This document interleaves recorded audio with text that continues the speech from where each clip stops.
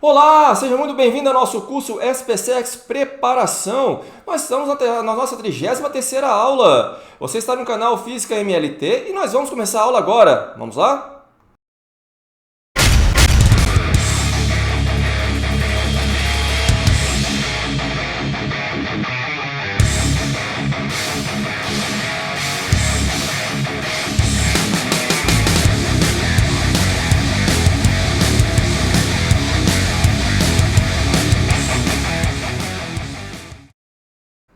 Para essa aula, nós vamos tratar da dilatação dos sólidos. Faremos aí um breve resumo da dilatação linear, dilatação superficial e também da dilatação volumétrica dos sólidos.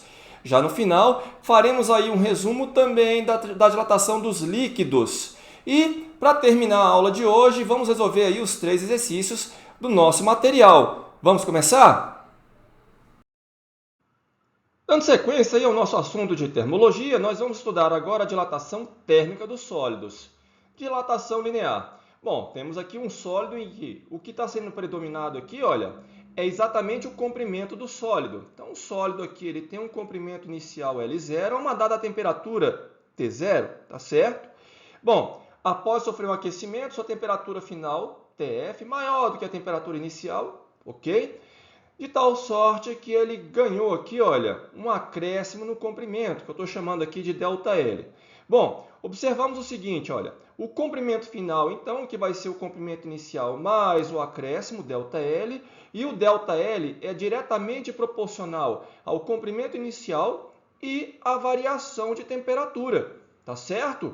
Bom, nós temos aqui um coeficiente, né? Vamos dizer aqui um coeficiente de proporcionalidade, conhecido aqui como coeficiente de dilatação linear, ok? Dilatação superficial não vai ser diferente, só que agora o sólido ele tem 2 dimensões que predominam, tá certo? Bom, então nós vamos falar da dilatação da área, ok? Olha só, então aqui eu tenho uma chapa de um sólido, pode ser uma chapa metálica, ok? Sua área inicial, então, vai ser igual, já que é um retângulo aqui, olha, A0 vezes B0, tá certo? Bom, sofrendo um aquecimento, ok? Então, ela vai ter uma temperatura final maior do que a temperatura inicial, então ela tem um acréscimo aqui na área, olha. Estamos chamando aqui de ΔS, tá certo? Se você for calcular, você vai ver que tem uma hora que você vai calcular aqui, ΔA vezes ΔB. Isso daqui, na hora de efetuar os cálculos, nós desprezamos porque esses deltas são extremamente pequenos, tá certo? Bom, também, olha, é bem semelhante ao que acontece na dilatação linear, tá certo? Olha só, então a sua área final vai ser igual à área inicial mais o acréscimo de área, ΔS, e o ΔS também diretamente proporcional à área inicial e também à variação de temperatura. Então, nós temos aqui o coeficiente de dilatação superficial. Tá certo? Bom, tanto o coeficiente de dilatação linear, alfa, como também o coeficiente de dilatação superficial, eles são dados com o recíproco da temperatura, ou seja, graus Celsius elevado a menos 1, se for dado em graus Celsius, tá certo? Ou em outra aí, escala, tá? A relação que nós temos entre o alfa e o beta é que o alfa é metade do beta, tá certo? Dilatação volumétrica também não vai ser muito diferente do que nós estudamos anteriormente, da dilatação linear, da dilatação superficial. Vamos pegar aqui um sólido, por exemplo, um cubo, ok? De tal forma que esse cubo ele tem como dimensões aqui, olha, numa dada temperatura T0, a altura A0, aqui, olha, largura B0, espessura C0. Então, o seu volume inicial, A0 vezes B0 vezes C0. Bom, sofrendo um aquecimento, então, ele vai para um volume final que vai ser igual a A final vezes o B final vezes o C final. E nós temos aqui, olha, o acréscimo do volume, ΔV. Também, olha, você vai ter aqui uma hora, se você for calcular aí o volume final, você teria aqui, olha, um ΔC, você teria um ΔB e você teria aqui, olha, um ΔA, multiplicando aqui, olha. Então, nós vamos desprezar esses deltas V's multiplicando aí, porque, perdão, esses ΔAs, deltas B's e ΔC, porque eles são muito pequenos quando eles multiplicam outros deltas, tá certo? Então, nós vamos desprezar de tal forma que o volume final, então, vai ser igual ao volume inicial mais a variação no volume.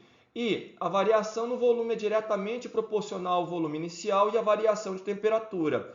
Repare que todas as três expressões são bem semelhantes. O que varia, obviamente, é o comprimento, a área, ok? E também os coeficientes, porque aqui nós temos o gama, que é o coeficiente de dilatação volumétrica. Então, nós temos a relação entre alfa, beta e gama, sendo que o alfa é metade de beta e o alfa, por sua vez, é metade de gama. Perdão, 1/3 do gama. Basta você observar, olha, 2 dimensões, beta sobre 2. 3 dimensões, gama sobre 3. Tá certo? Agora, a dilatação dos líquidos. Bom, faz mais sentido em se tratar aí da dilatação volumétrica dos líquidos. Vamos pegar aqui, olha, um certo recipiente contendo líquido até a borda, tá certo? Recipiente líquido tem o mesmo volume inicial V0. Claro que eu estou desprezando aqui as paredes, né, do recipiente, ok? Então, eles têm o mesmo volume, tá certo? Ele sofre um aquecimento, vai para um volume final, tá? Pode ocorrer desse líquido aqui, olha, transbordar. E o que é transbordado é o que nós chamamos de ΔV aparente do líquido. Por que isso? Porque quando você aquece o recipiente, mesmo o recipiente sendo oco aqui por dentro, tá? Tudo bem que nós preenchemos com líquido, mas trata-se aqui de um recipiente, é um exemplo aí de um copo, tá? Quando você aquece esse recipiente, o volume interno ele se dilata como se ele fosse feito do mesmo material aqui do recipiente, ok?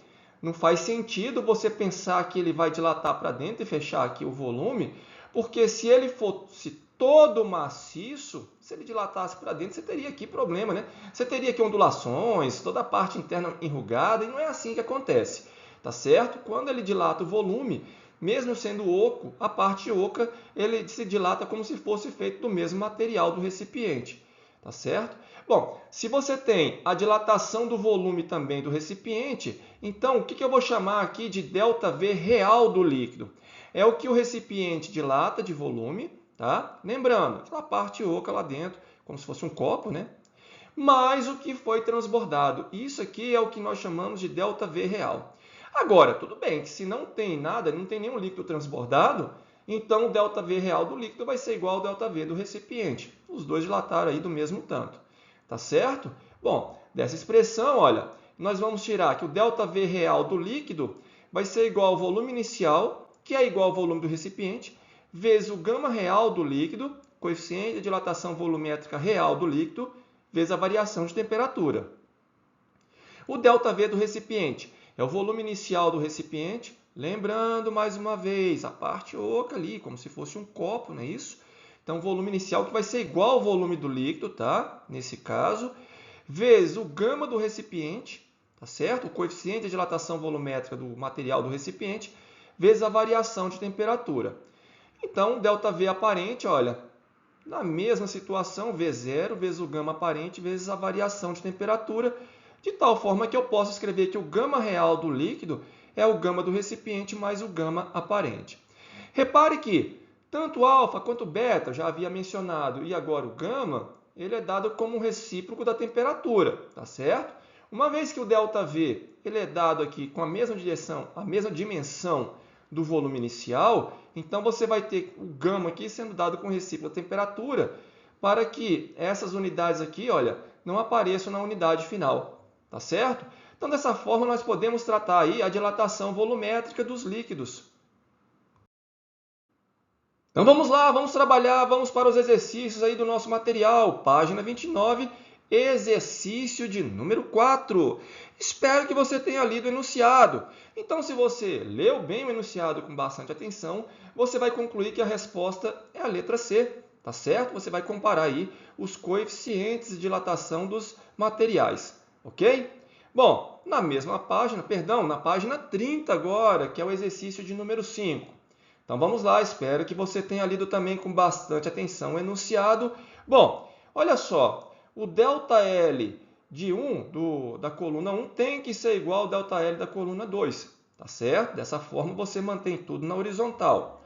Então, olha, utilizando a expressão da dilatação linear, tanto de um quanto do outro, olha, da coluna 1 quanto da coluna 2, você vai encontrar aqui, olha, L01 vezes alfa1 vezes ΔT igual a L02 vezes alfa2 vezes ΔT. E utilizando os dados que nós temos aí no enunciado, vamos encontrar o alfa2 valendo 24 vezes 10 a menos 6 graus Celsius a menos 1, o que me dá como resposta a letra B. Tá certo? Próxima questão, também na página 30, questão de número 6. Espero que você tenha lido o enunciado aí com bastante atenção. Então vamos lá. Olha só. A dilatação do material A vai ser igual a L0A, também estamos tratando aqui da dilatação linear, mais o L0A vezes alfa-A vezes ΔT. Aqui eu já peguei a expressão do ΔL somado ao L0, tá certo? Para ter o L final aqui de A, ok? Vou chamar isso aqui de equação 1, ok? Agora, para o B, eu tenho a mesma expressão, claro, observando que aqui eu tenho L0B vezes L0B vezes alfa-B vezes ΔT.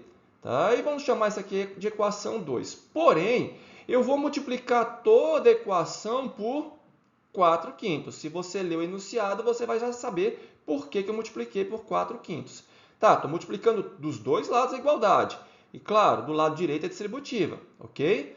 Bom, já para o LC, a mesma expressão, claro que vai mudar aqui, que agora eu estou usando L0C mais L0C vezes alfa-C vezes ΔT, e vou multiplicar tudo por 2/3. Vou chamar isso aqui de equação 3, ok? Bom, imposição do enunciado.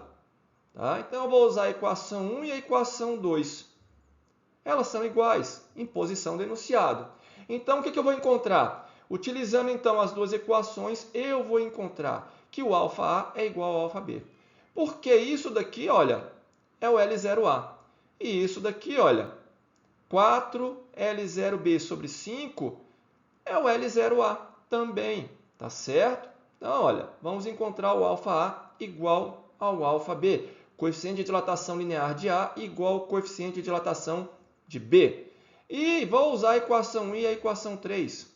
Também, olha, multipliquei tudo por 2/3, não é isso? A exemplo aí da equação 2. Então, eu tenho 2/3 de L0C e isso daqui quem é? É o L0A, tá certo? Bem como 2/3 de L0C, 3, né? Falei 2/3. Então, isso daqui também é o L0A. Então, eu vou encontrar que o alfa-A tem que ser igual ao alfa-C para manter as condições impostas pelo enunciado. Então, a alternativa correta, letra E. Bem interessante essa questão aí de número 6, tá certo? Porque ele impõe coisas no enunciado e eu tenho que prestar atenção. Eu tenho que efetuar aqueles cálculos nas equações 2 e 3, em que eu multipliquei por 4/5 e 2/3. Aí, esse exercício 5 também é bem interessante. Basta você observar que você tem que manter a mesma dilatação para manter tudo na horizontal. Tá certo?